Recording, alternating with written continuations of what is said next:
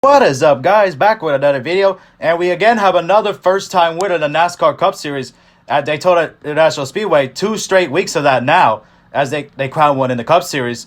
This time it's on a road course with Joe Gibbs Racing driver Christopher Bell getting it done yesterday, Sunday, when he took the lead from Joey Logano with 2 laps to go and pulled away to a comfortable 2.119 second win over the 4 Series champion.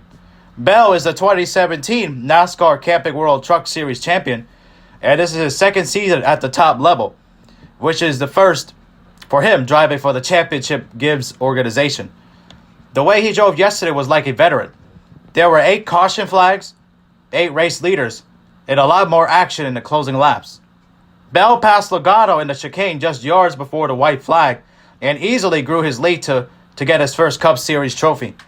Bell's Joe Gibbs Racing teammate Denny Hamlin finished third, followed by Kurt Busch and Brad Keselowski. Kevin Harvick, AJ Allmendinger, last week's Daytona 500 winner Michael McDowell, who is also a first-time winner this season.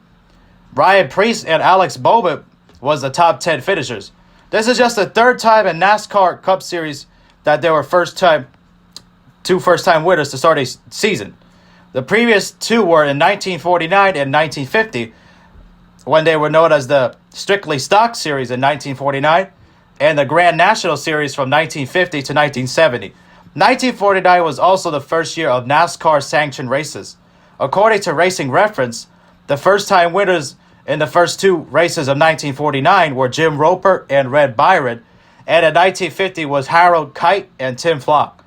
Byron was also the first champion in 1949. Here is Bell speaking on his first win and how he feels and more, courtesy of Fox. I don't know, man. This is definitely one of the highlights of my life so far. So just so incredibly thankful to be here at Joe Gibbs Racing, man, and all of our partners at Ream, DeWalt, Pristine Auction, Toyota, TRD. Thank you to Jack Irving, Tyler Gibbs. You guys believed in me since day one. So this is, I don't know, man. I feel like I've prepared my whole life for this moment to race in the Cup Series, and last year was a huge learning curve for me, and I'm very grateful that I got the opportunity to run in Cup, and it definitely prepared me to move to Joe Gibbs Racing.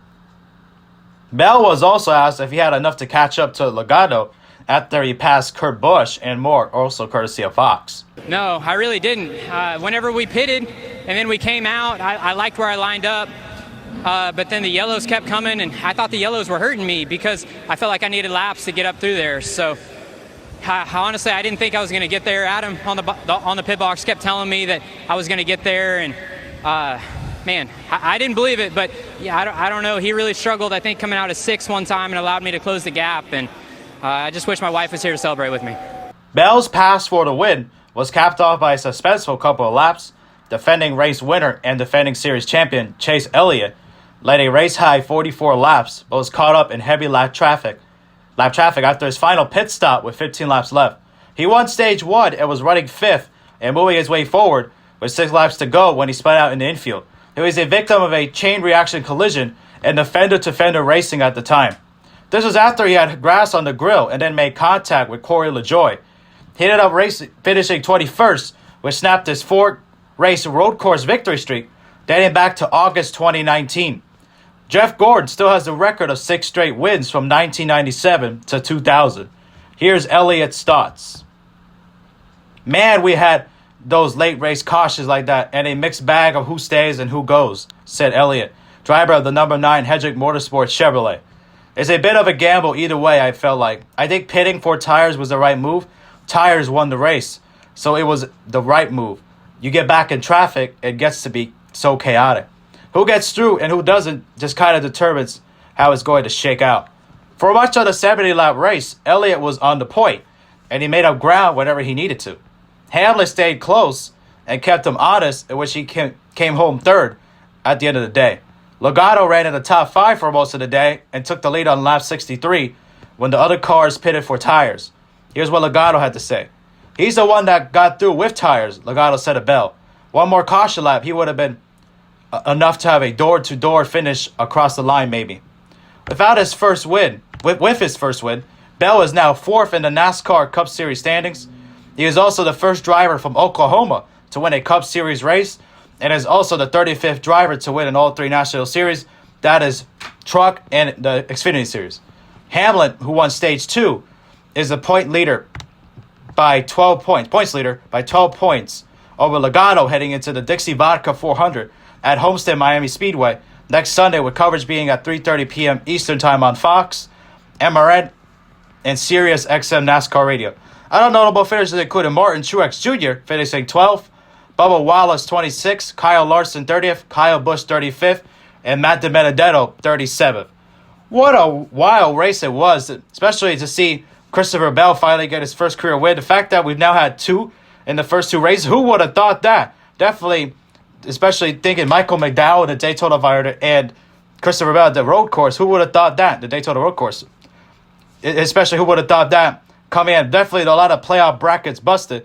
But I'm glad Bell won. He definitely deserved it, and it's pretty nice to see a new winner. It's always good for the sport when you have a new winner, that's for sure. I mean, it would have been an absolute snooze fest if Chase Elliott had won the race, because he would have just dominated and blew away the field by a lot of seconds and everything like that. So in that case, I'm glad he didn't win, even though I can see why, they try to go for history and everything, like try to break Jeff Gordon's record, but I'm glad he didn't do it, especially as someone who's a Jeff Gordon fan.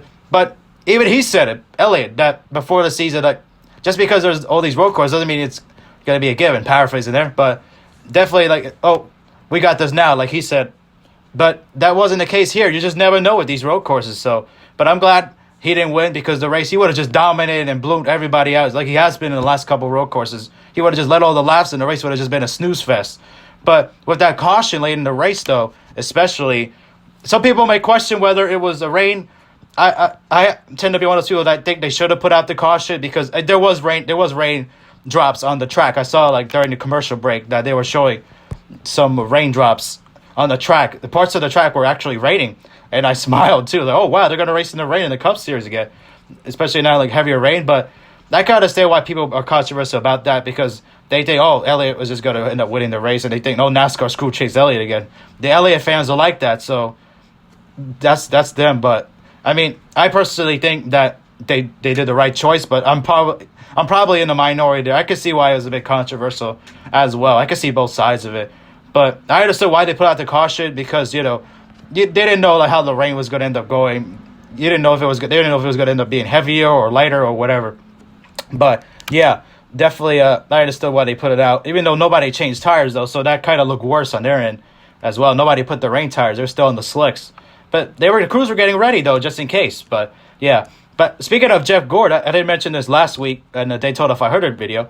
But yeah, he and Clint Boyer and Mike Joy are now they did their first race together last week, and this week was their second. So I like those 3 in the booth together, especially after you saw the skit. There was the skit before the race of them 2 banging each other like Days of Thunder. It was kind of funny actually seeing those 2 go back and forth. Boyer has been absolutely great in the booth, and with him and Gordon and Mike Joy, to especially see those 3 together, especially seeing how Clint brings the best out of Jeff and Jeff brings the best out of Clint. And they always seem to be making fun of each other, especially in the first race when Jeff kept bringing up the Kansas City Chiefs and they kept getting Clint annoyed.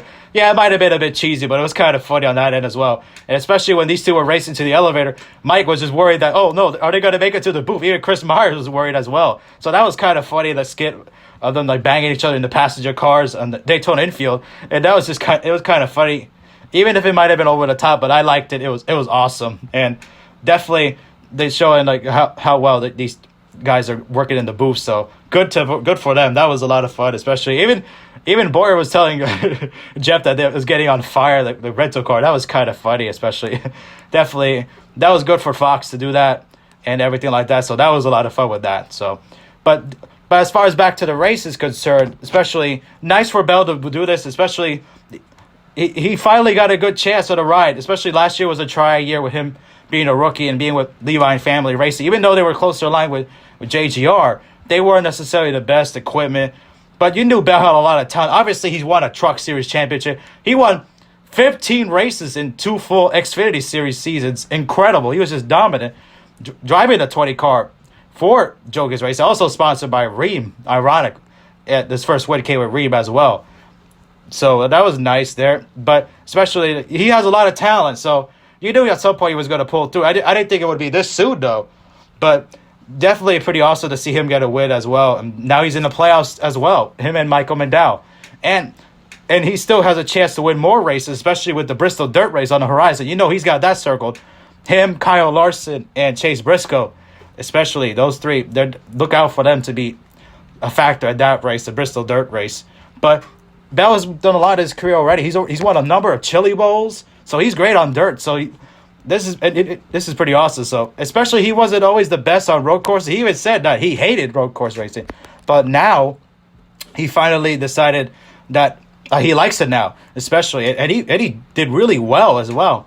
I mean, Hedrick had a struggle with William Byron having not running as well as he did last time at the road course, and Kyle Larson having the wreck late in the race when he hit the tires. It looked like he could probably get up there with the win as well, especially he had the freshest tires. It was ahead of Bell at the time, but Larson had that contact. But Bell, he had that other contact, I think it was with Kurt Busch, and as well, it looked like he was having a tire problem. But as a result, I thought, oh, maybe he looked like he was going to have to go to pit road and everything like that.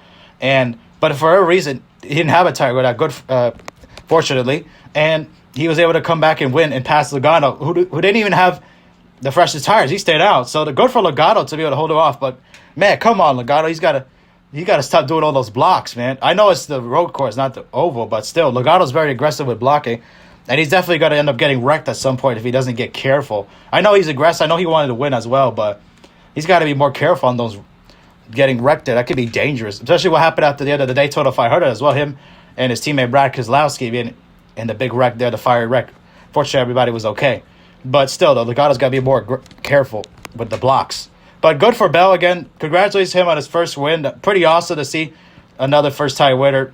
We'll see if that can continue, but definitely he's going to win more races for sure. He's got so much talent, and he's got a bright future ahead. And he's happy to be with the mothership, Joe Gibbs Racing. So good for him there as well. But definitely the race was definitely more interesting once Elliott was out of the lead, and it created some chaos. Definitely a lot of contact. Kurt Busch, he hit the grass in the infield part of the road course, and it looked like he was done. And for whatever reason, good for him to come back and come and finish at the top part of the race there. So be able to finish in the top 5. So good for him there, especially. And yeah, it looked bad. And even a lot of drivers are going off the track, but fortunately for Kurt Busch, he was good there. So definitely good for him there. But definitely it was a wild race for sure. The cautions and everything like that, like I said about the raid and everything. So it was definitely a bit wild there. But still, though, definitely a good race. It definitely salvaged. It was definitely an enjoyable race. Definitely salvaged it when Elliott had his troubles, because he would have just ran away with it, like I said. So good race there for sure. Also, what a weekend for Joe Gibbs Racing as well, especially since Coach Joe Gibbs' grandson, Ty, got his first NASCAR National Series win on Saturday night in the Xfinity Series race as well. So that was pretty cool. Very emotional win for Ty, especially in the victory lane after he won. That was a pretty cool moment as well, seeing him win a National Series race, as well as with Bell winning Sunday night last night as well. So that was pretty cool on both ends as well. Anyways, don't forget to leave a like. And if you are brand new, subscribe. And we'll see you guys in the next video. Peace.